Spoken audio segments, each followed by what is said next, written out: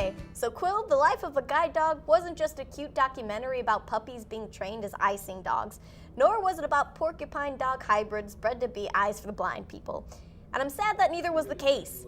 I did walk in expecting it to be a documentary though, and what I got instead was a rather strangely edited Japanese foreign film. So this film was in no way what I expected when I first walked in.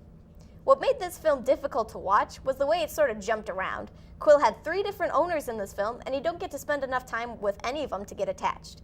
You don't really feel sad for any of them when something bad happens, or even when Quill leaves.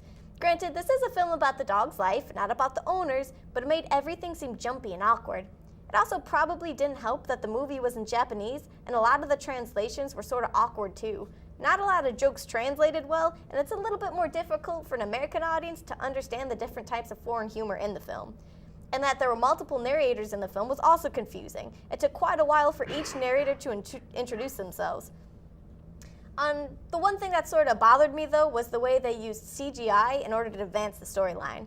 I actually think this film would have been a lot better if it actually were a documentary, rather than a narrative. It was hard to think of what I made of this film. On the one hand, you see cute dogs running around for about 2 hours, and on the other hand, there was complicated storytelling devices that made things confusing for either a Japanese or an American audience. All in all, I'd say that this wasn't worth the price of admission, but was a pretty cute way to spend 2 hours. Yeah, I mean, it's little puppies. It was just, puppies. It's little puppies. For the first few minutes, you have little puppies, and then he's a big dog, and it's still cute. And yeah.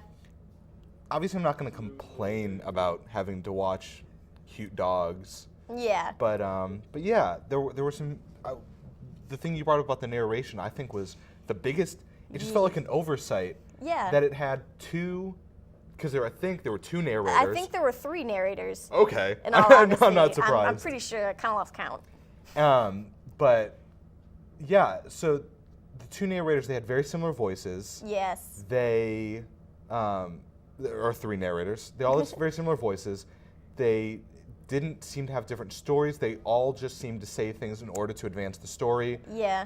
None of the characters were really developed in any way. I think the only character I really liked was the guy who owned the training center. Yeah, he was the only really person you even wanted to get to know, right. Really, because the actual blind man that Quill had to be trained for was kind of a jerk, and I didn't really like him. And I've studied Japanese for 4 years in Japanese culture, so I kind of understood the humor behind that character. But for anyone who isn't kind of used to that, he just seems like a jerk. And it wasn't pleasant to watch. Yeah. Really. Yeah, and like you said, I think you're right that the main character was supposed to be the dog. Yeah. But the problem is I'm not a dog. I don't know what it's like to be a dog. So, I can't really get in the head of that character. I think it would have been much more effective to focus on the actual people.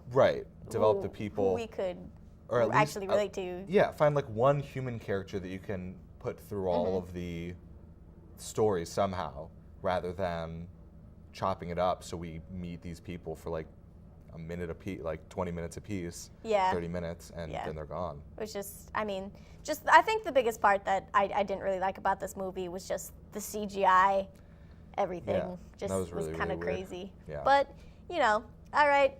Don't stop with this video.